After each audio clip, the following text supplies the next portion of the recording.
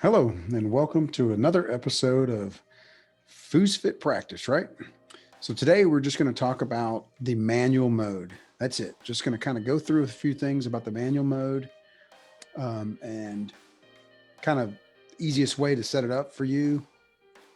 So if you come over here, first thing is if you're, let's say you're on the goalie rods, everything that we talk about, obviously you can put it on the 5 row, 3 row, whatever, but let's just talk about, because that's where the devices are at now. As you can see, they're linked.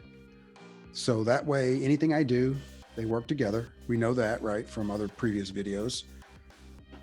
Now, in theory, you could come here and you could set your position. And as you can see, the range right now is currently here. And then you could go to the goalie, to the 2 rod, and you could find his position or whatever right here and set his ranges up. That's one way to do it, right? And sometimes I do that. Like here's an example. I'm in the 2 rod, right? Let's say that I want the 2 rod to be right here and I want him to shuffle back and forth, right? Well, that's simple. You would hit the shuffle button, right? That first of all tells the device that you want to be in shuffle mode. And if you notice the device moved just now, I'll show you why. Because when it's in shuffle mode, it's trying to make the device go to one side of its range together. That way, when you hit the start, both of the devices are kind of in sync, right? As much as possible to get a representation of what we call the Lewis Cartwright shuffle, right? So when you hit the start button right here, this button right here, we're basically saying, hey, I want you to go right here where it's at now. It's actually there now, but when you hit it, it kind of tells the device, hey, sends a message to it and says, I need you to move there. So watch the devices. Boom. You see that guy move? So now if I go, let me go back over here. This guy, there you go. He didn't move because I think he wasn't in sync. But as you can see, they both moved to the far end to this black dot range, right? The reason they do that is so that way when you hit the start, they're both going to move together. You see that? Because if you were to just randomly move this guy like that and then hit start without hitting the shuffle button, well, you see, this is what you get, right? Because it just starts wherever it's at and starts trying to move. But by hitting the shuffle here, watch. Boom. See, it moved the other guy must have already been at his range, so he didn't move. But let's try that again just to make sure. There you go. Yeah, you see, so he was already in position. Now when you hit start, see that? They're in sync. Now I will tell you that we originally wrote software to keep them in sync. Currently that software is deactivated right now. It's very message intensive. We noticed some weird little effects with it, so we kind of turned it off. There's actually a good side effect to that is that the shuffle will sometimes get off a little bit and then come back and sync and then get off. Kind of creates sort of a nice little feature that you can work because the shuffle's never exactly just like you were playing a tournament. Nobody's going to shuffle in perfect unison, right? So there's some benefits actually to your practice routines to work on the shuffle. You kind of as they come in line, you start shooting certain holes. As they get off, you shoot different holes, right? You can kind of simulate that feeling. Um, Now, if you, like I was saying before, if you wanted to set up a certain defense, like you wanted the range of the 2 rod to do this, right?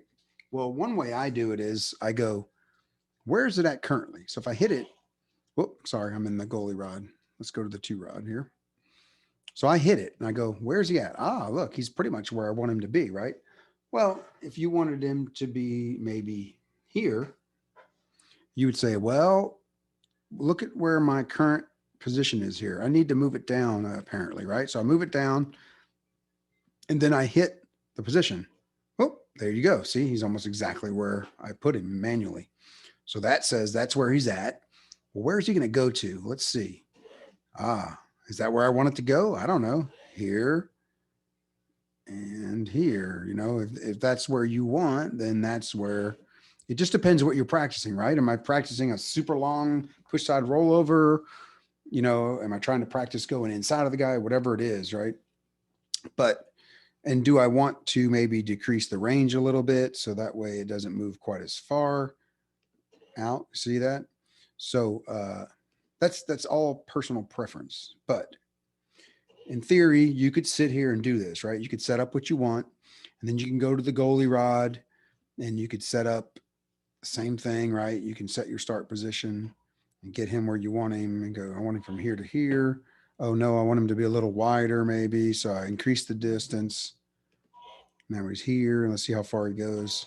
You see he goes a little closer to that line. So that's kind of we were trying to avoid this because we knew that most people wanted to get on their devices and pretty much practice immediately. So that is why we created sorry, the dog is over here trying to drink my coffee. So that is why we created the lesson. So the easiest way is to go to the lessons menu, right? Time the bobbing hole, standard defense. I hit the load, and boom.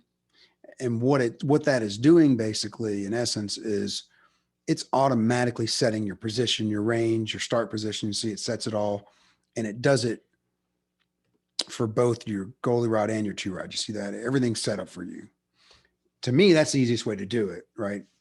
Because then you're just ready to go and practice. You don't have to understand all the minutia of getting your position ranges correctly.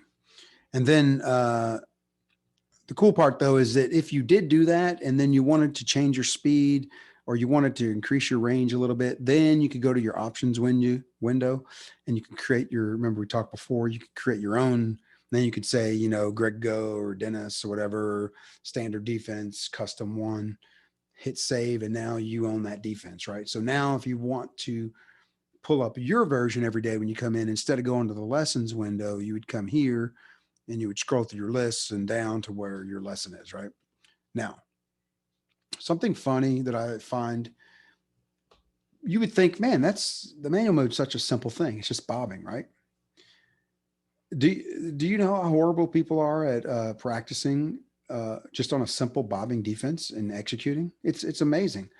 If you even top players, if you just gave them a quick bobbing defense and said shoot the open hole as it bobs open, they would fall on their face because that's not something that they are able to practice, right?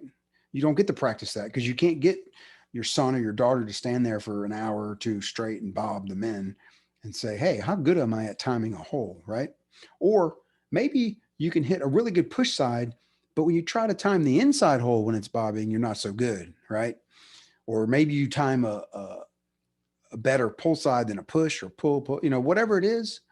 The point is, every feature has a different purpose, right? So the manual mode is using random movements or using bobbing movements or learning how to shoot on certain motions and timing those motions, right? Not so much can I pick a hole, but can I hit a hole when it opens and as it's bobbing quick? Every defense you see in a tournament is going to be different.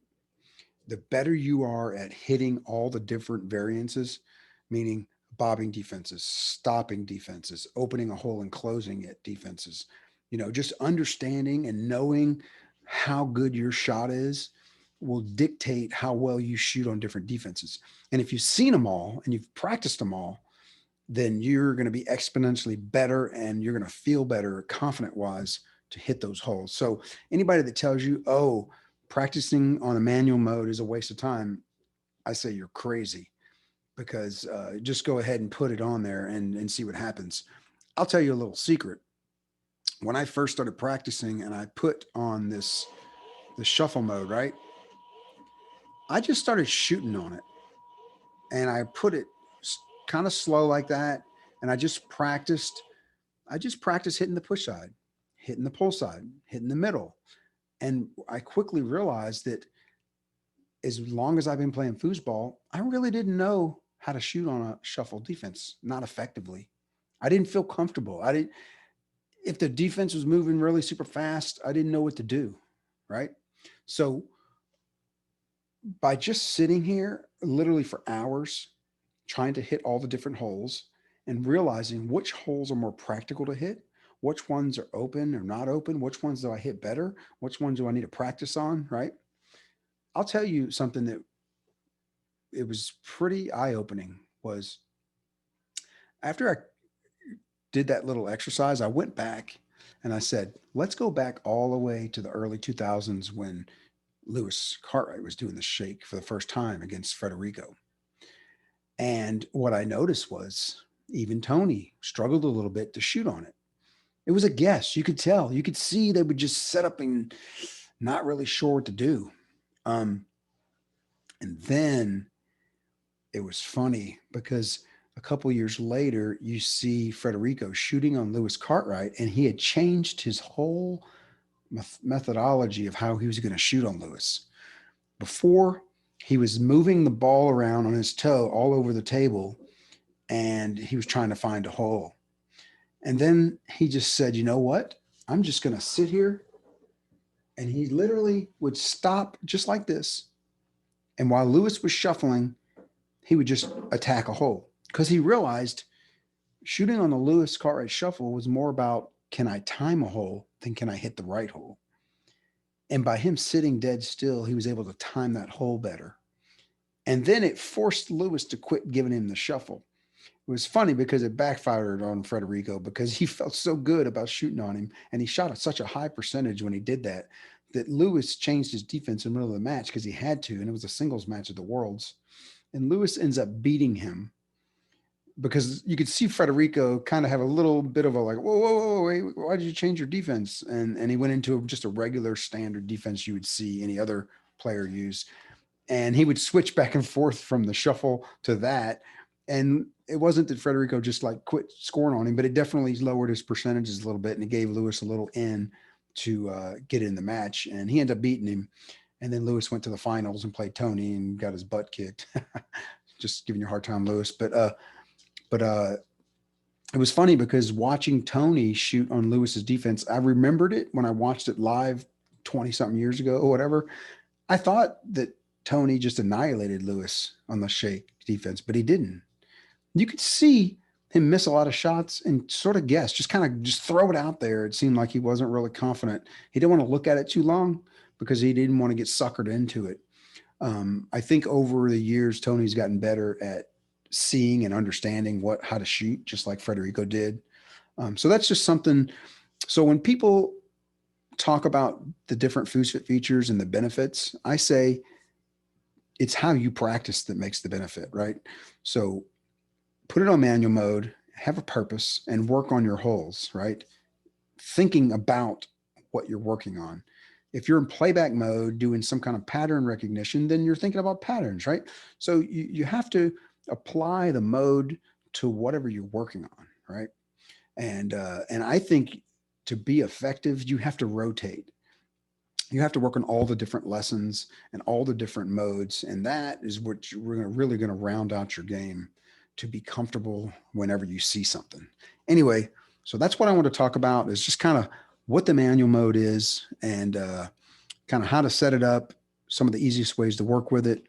I hope that helped. Hope I gave you a little bit of insight into what you can do with the manual mode. And good luck, and see you on the next video.